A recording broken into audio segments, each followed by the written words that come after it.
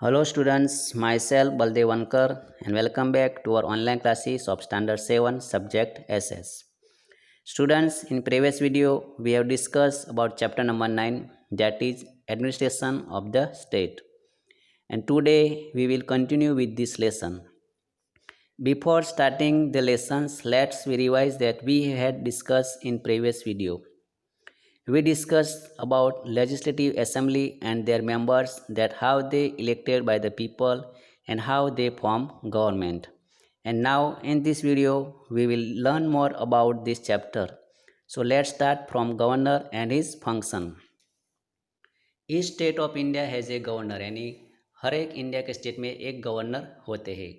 He or she is appointed by the president for 5 years after consulting the prime minister.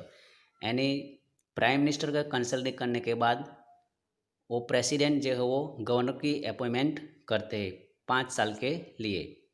The governor is the constitutional head of the state and the entire administration is carried out in his और her name. यानी जो governor है वो हमारे state के constitutional head माना जाता है और पूरे स्टेट में जो भी एडमिनिस्ट्रेशन होता है वो उससे नाम से होता है. The governor ensure that the state government function according to the constitution. और वो भी देखते हैं कि जो स्टेट गवर्नमेंट है वो कॉन्स्टिट्यूशन के हिसाब से फंक्शन करते हैं कि नहीं करते हैं. The function of the governor are, उसके अलावा उसका दूसरा भी फंक्शन है, चलो हम उसके देखते हैं. इसमें सबसे पहले है invites the leader of the majority party to form the government. यानी गवर्नमेंट बनाने के लिए वो जो भी मेजॉरिटी पार्टी का लीडर्स है उनको इनवाइट करते हैं. फिर administers the oath of loyalty to the constitution and of secrecy. यानी संविधान और गोपनीयता के प्रति निष्ठा की शपथ भी वो दिलाता है. Calls the legislative assembly in session and also announce it's adjournment. यानी सत्र में विधानसभा भी बुलाता है और उसके स्थगत की भी घोषणा करते हैं. Every bill passed by the state legislator also to receive the governor's assent. और जो भी बिल पास होता है स्टेट लेजिस्लेचर के द्वारा उसमें गवर्नर को वो रिसीव करते हैं. However money bills require his prior approval. और मनी बिल जो होती है उसमें भी उसकी प्रायर अप्रूवल जरूरी है. A bill undergoes 3 reading in the legislative assembly before it is passed. और जो भी बिल वो लोग बनाते हैं उसको लेजिस्लेटिव असेंबली में 3 बार रीडिंग किया जाता है. फॉलोइंग दिस, उसके बाद it is send to the governor before it become a law. और वो लॉ बने यानी कानून बनने उससे पहले वो गवर्नर को सेंड किया जाता है. If a bill is not signed by the governor and is send back to the Vidhan Sabha with his suggestion, then the MLAs have to debate on his suggestion.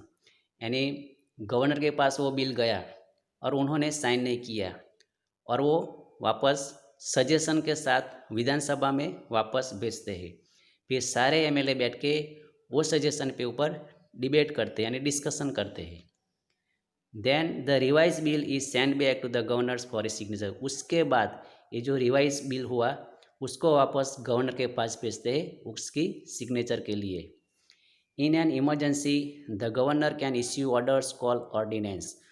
अगर स्टेट में कोई भी इमरजेंसी आ गई है, कोई भी आपत्ति आई है, तो गवर्नर एक ऑर्डर इश्यू करता है जिसको हम बोलेंगे ordinance.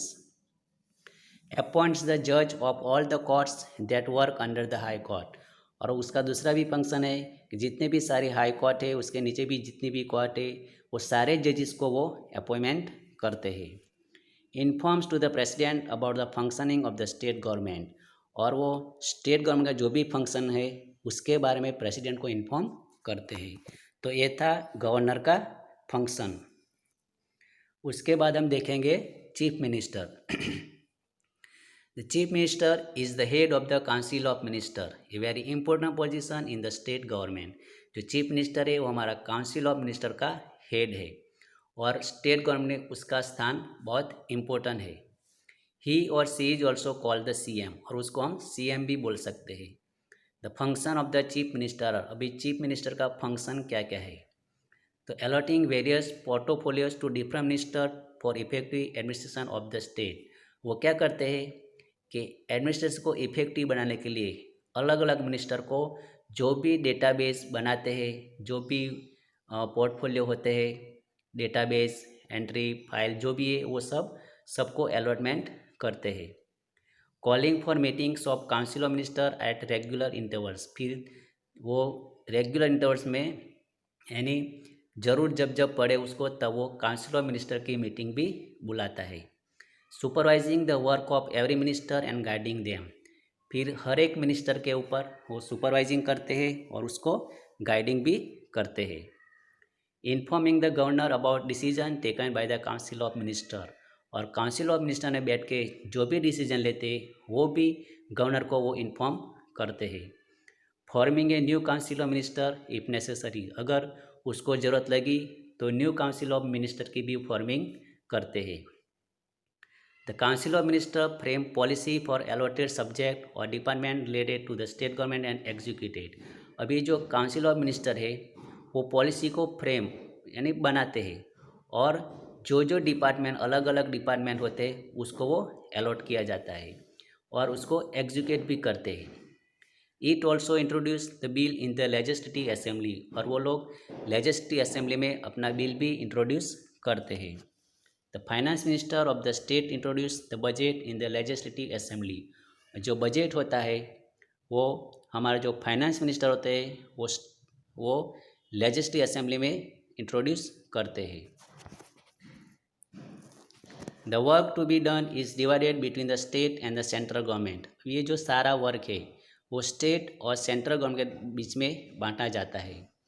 The state government function at the state level and the union government function at the national level, इस तरह स्टेट गवर्नमेंट है वो स्टेट लेवल में फंक्शन करते हैं और यूनियन गवर्नमेंट है वो नेशनल लेवल में फंक्शन करते हैं। उसके आगे the difference between the state and central government is the area in which they function, अभी स्टेट गवर्नमेंट और सेंट्रल गवर्नमेंट के बीच का डिफरेंस क्या है, तो वो लोग उनका जो पर्टिकुलर एरिया होता है वहीं पे वो लोग फंक्शन करते यानी काम करते हैं। Therefore the responsibility of a state government is limited to the particular state, इस तरह स्टेट गवर्नमेंट की जिम्मेदारी है कि उसके स्टेट के एरिया है जितना बाउंड्री है वहाँ तक उसका काम रहता है। For example the work of the Gujarat state is limited to its boundary, हमने अभी बोला कि गुजरात स्टेट की जिम्मेदारी क्या है कि खाली स्टेट लेवल में उनका काम करना है। Whereas the central government takes care of the entire nation, और जो स्टेट सेंट्रल गवर्नमेंट होती है वो पूरे देश की यानी एंटायर नेशन की जिम्मेदारी उसके पास रहती है।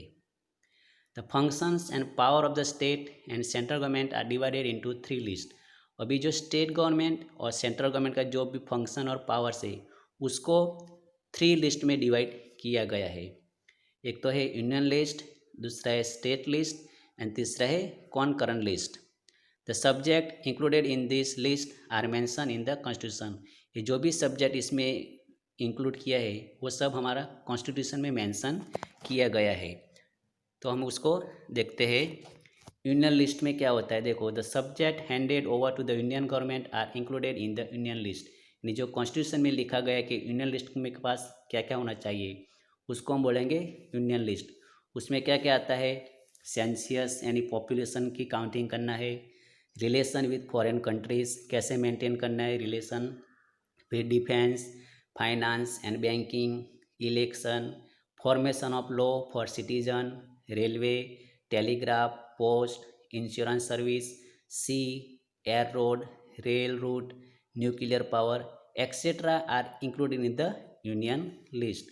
फिर स्टेट गवर्नमेंट में क्या होता है कि the subject related to the state are in list in the state list, यानी जो भी स्टेट के हिसाब से होता है सब्जेक्ट वो स्टेट लिस्ट में आता है। The state government makes the laws with the help of legislative assembly and executive of the cabinet, अभी जो स्टेट गवर्नमेंट है वो लॉ कैसे बनाते हैं यानी रूल्स कानून कैसे बनाते हैं, किसकी मदद से, लेजिस्लेटिव असेंबली और एग्जीक्यूटिव ऑफ द कैबिनेट की मदद से। द लिस्ट इंक्लूड, उसमें क्या क्या लिस्ट होता है, हेल्थ इश्यू, एग्रीकल्चर, फॉरेस्ट के बारे में और लोकल सेल्फ गवर्नमेंट। उसके बाद तीसरा लिस्ट है concurrent list, the union and the state governments both can form law for it, in union government और स्टेट गवर्नमेंट दोनों मिलके कानून बनाते हैं। देयर आर 47 सब्जेक्ट, उसके पास 47 सब्जेक्ट लिस्ट होता है।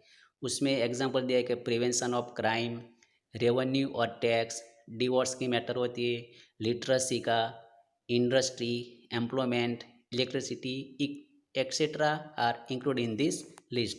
तो ये सब किस में आता है? कॉन्करेंट लिस्ट में। फिर है लेजिस्लेटिव असेंबली, उसका हम आगे पहले देख चुके हैं, वापस देखते हैं उसका कि Marina, Imran and the other students of their school were very excited about their trip to Gandhinagar. ये जो 3 स्टूडेंट्स है, मरीना, इमरान और अदर स्टूडेंट, वो लोग अपने स्कूल से गांधीनगर गए थे ट्रिप पे, यानी पिकनिक पे। गांधीनगर क्या है? The capital of Gujarat. Where they way are going to see the legislative assembly, वहाँ पे हमारा लेजिस्लेटिव असेंबली यानी विधानसभा का बिल्डिंग है। After the security check they went upstair, security checking होने के बाद वो लोग ऊपर जाते हैं बिल्डिंग में। There were arrangements made for visitors from where they could see the grand hall downstair. वहाँ पे ऐसा अरेंजमेंट किया गया है कि नीचे जो ग्रैंड हॉल है बहुत बड़ा सा, वो ऊपर से वो लोग देख सकते हैं। Seating arrangement for the members of the legislative assembly was made in that meeting hall, और जो भी ये लेजिस्लेटिव असेंबली में मीटिंग होती है उसका सीटिंग अरेंजमेंट भी वहीं पे किया था। On that day a current issue was to be discuss in the legislative assembly. जब वो लोग देखने गए तो उस दिन क्या हो रहा था कि एक करंट इश्यू के बारे में डिस्कशन हो रहा था। Usually in legislative assembly the MLAs can express their views during a question answer session. Generally legislative assembly क्या होता है, जो एमएलए होता है वो अपना व्यूज़ एक्सप्रेस करते हैं और क्वेश्चन आंसर सेशन रहता है। They can ask question and give suggestion, वो लोग क्वेश्चन पूछ सकते हैं और सजेशन भी उसको मिलते हैं।